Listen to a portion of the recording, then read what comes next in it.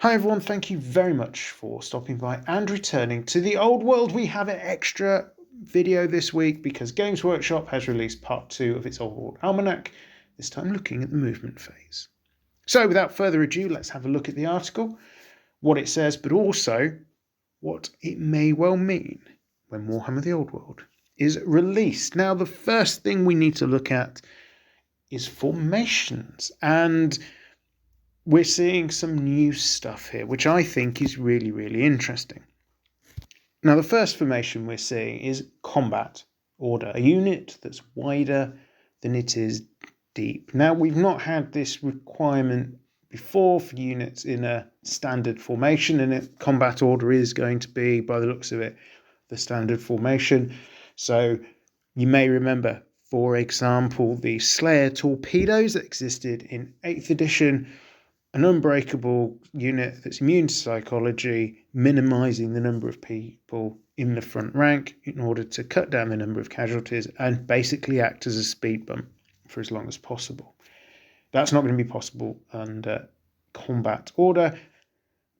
This is your ranked up units and how they want to fight. And we know from previous information provided to us that units are going to be fighting with the entirety of their front rank, presumably even if they're not all in base-to-base combat. So are we going to see wide, not deep? Who knows at this point? Depends probably on the combat resolution rules, which I imagine we'll see more of in due course. What makes this interesting, I think, is the fact that there's rules for units which are deeper than they are wide, the marching column. And the article basically says that units in marching column are going to move faster around the battlefield. Now, looking at real warfare, we know this is something that armies did. They would start a battle in one formation in order to move more effectively around the battlefield. French Napoleonic infantry, for example, would often move in column, and then if it wasn't intending to launch a charge and try and just batter its way through the enemy, would move up to a position to engage the enemy and then deploy into either a mixed column or line, a better fighting formation than the marching column. Now, I expect there to be some disadvantages to the marching column if you're caught in combat, or possibly if you're shot at. War machine shooting at a dense column of creatures, I suppose, are going to find it more difficult to miss, at least in reality, because there's just this massive, densely packed people, creatures, whatever, marching towards them. And likewise, I would expect them to be less effective in combat, not just because there's less in the fighting rank, that front rank, but the creatures in this formation, they're not going to be ready for a melee situation. In this sort of formation, anyone outside the front rank or two is going to have very limited awareness, really, of what's going on around them, particularly those buried in the middle of the column. They're not going to know what their mates are seeing, what their mates are hearing, and that makes the formation that little bit more vulnerable. So what I would expect to see here is when it comes to combat resolution, there may well be some points for or against, depending on what formation you are in. And this takes us on to one of the new formations that we're told about, which is open order, a unit which still fights in ranks, a bit like your regular closed order blokes, creatures, whatever, but are quicker, more agile, and better at handling tough terrain. Now, what this says to me is we're going to see a better, greater role for light infantry. And by light infantry, I don't mean skirmishers.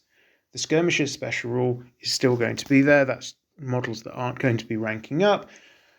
That looks so far so familiar. But open order is something we've not really seen in Warhammer before, but does exist in other gaming systems. And if memory serves, I think was a thing in games like Warhammer Ancients, for example. And I think there's a real role here for light infantry units that can push through woodland, for example, a little bit quicker, and other terrain where some units just don't want to go. Able to get onto flanks of units, slower units like maybe chariots, for example, and offering that threat. Do you send your chariot into the woods to try and clear out the lighter infantry, putting it at risk of running into a tree? Or do you have to send something else in to clear out those woodlands before pushing your chariots forward? Extra tactical questions, an extra bit of nuance, which I think is something that should definitely be rewarded in the thinking of the games developers, if that is indeed the case. Now, I wouldn't expect open order units to be as effective as regular close order infantry. So again, when it comes to combat resolution, I would expect to see some negatives from being in open order, because the units just aren't as sturdy as those heavier close order units. Fools wouldn't be able to use the shield of their neighbour in order to protect them, for example, and not being shoulder to shoulder, just that density. It's a little bit easier to get into them, and let's face it, most armour sets aren't designed to defend you from side attacks, rear attacks, etc. once your lines are penetrated. So I expect all open order units to be a little bit less durable than their close order brethren. But as I say, that mobility, that ability to go through difficult terrain easier, gives them, I think, a real role, be it screening, being set up ambushes, just generally being a bit of a nuisance and forcing your opponent to do something about them. So that is formations. We are now on to the movement phase proper, and as with all other phases in Warhammer Old World, it's going to be divided into 4 parts. These 4 parts look incredibly familiar to any veteran player. So the first thing that's going to happen is the declaration of charges. Pre-measuring is going to be a thing, and it's going to be a case of, when we eventually move, rolling dice and adding movement. So it looks an awful lot like the rules did in 8th edition. So you declare your charges. It's units that haven't rallied this turn or are still fleeing, so things you'd kind of expect, I suppose, in that perspective. That's followed then by the inactive player deciding what their charge reaction's going to be. Mostly here we're looking at, so far so straightforward, hold, dig in, take the charge, see what happens. Stand and shoot, trying to get off some shots before the charging unit comes crashing in. Flee, turn around, run away, trying to save themselves, but at the risk of being destroyed if they're caught. Again, so far so familiar. However, we now see countercharge as an option. And I think this is going to be quite interesting as a development as well. It means, I think, that charging units, probably chariots and cavalry, things like that, is just going to be that little bit more dangerous. And I can see the countercharge giving both the charging units and the countercharging units their charge bonuses. Want to charge a unit armed with lances, you're no longer going to negate their bonus to their strength, because they're charging straight back at you.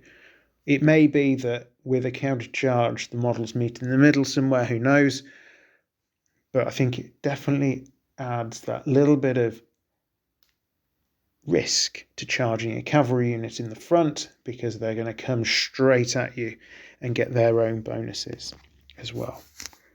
That epic Hollywood scene of 2 bodies of knights crashing into each other, broken lances flying, flags fluttering, and carnage ensuing.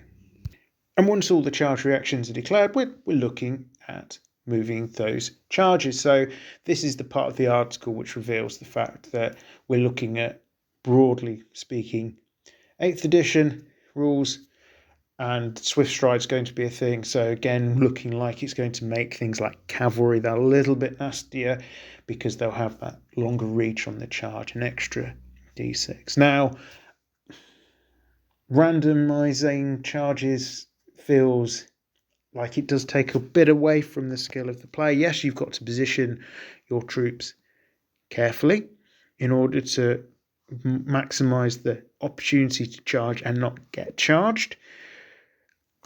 But sort of the skill of judging distances is gone, and it's a little bit more random now. So, some people like that, some people don't. You pay your money, you take your choice. Once we've got through all that, rounding off the movement phase, we have compulsory movement. So again, something that's quite familiar. It's your Night Goblin fanatics doing their random movement. It's units that have failed a stupidity test doing their movement, stuff like that. Fleeing units continuing to flee, I guess, will be in this sort of position as well. And then finally is remaining moves. So anything that's not a charge or a compulsory movement. Your normal tactical movement coming at the end. So far, so standard when it comes to that. The article then goes on to touch on some of the mechanics of movement. So we have the choice of moving or marching, as we've done before. Marching limits the maneuverability of a unit and also prevents it from shooting, but will double its movement value. There's also some commentary around, apart from just wheeling, units can turn 90 degrees or 180 degrees, move backwards or sideways at half pace, or they can reform, redress the ranks, stuff like that. So moving forward and then turning from a marching column into a normal combat order, for example. Now, in previous editions of the game, having a musician helped you with some of these maneuverings, and I do wonder if that role is still going to be part of the game going forward, or is it going to be assumed, depending on how units are purchased. What do I mean by this? Well, traditionally in Warhammer Fantasy, you bought units by the model and then paid extra for an upgrade for a unit champion, a standard bearer, and a musician. So you might take the risk with a unit not to include a musician. Fast cavalry generally had them because it helped them be even more maneuverable. But it may well be that we're seeing a shift to buying units, as we see in things like Warhammer 40,000, where you buy a unit of 10 models, it comes with a banner, it comes with a musician, it comes with a champion, and you get that automatically as part of the cost. At this stage, we just don't know. So there we go, the almanac on movement. Some really interesting stuff in there, and I can really see new types of infantry really taking on a role when it comes to the battlefield in ways we've not seen before. And that means the same old tired tactics we've perhaps always seen, where particularly the objective was just kill your opponent, aren't going to be as valid. We're going to see different kinds of formation thrown into the rock, paper, scissors mix, and a real opportunity for some tactical innovation and putting your opponent under pressure in the movement phase, which, let's face it, has always been one of the most important phases, and I will absolutely put my hands up to this, one of the phases that I really struggle with, be it in Warhammer Fantasy or games like 40k, because I can be a little bit too aggressive and leave myself vulnerable to the attacks coming in on the following turn. So thank you very much for listening. If you've enjoyed this video and others like it, do consider subscribing. It is the best way to support the channel, other than really just watching the videos and getting that watch time up. I'm not going to ask you for anything other than a click for subscriptions and a little bit of your time.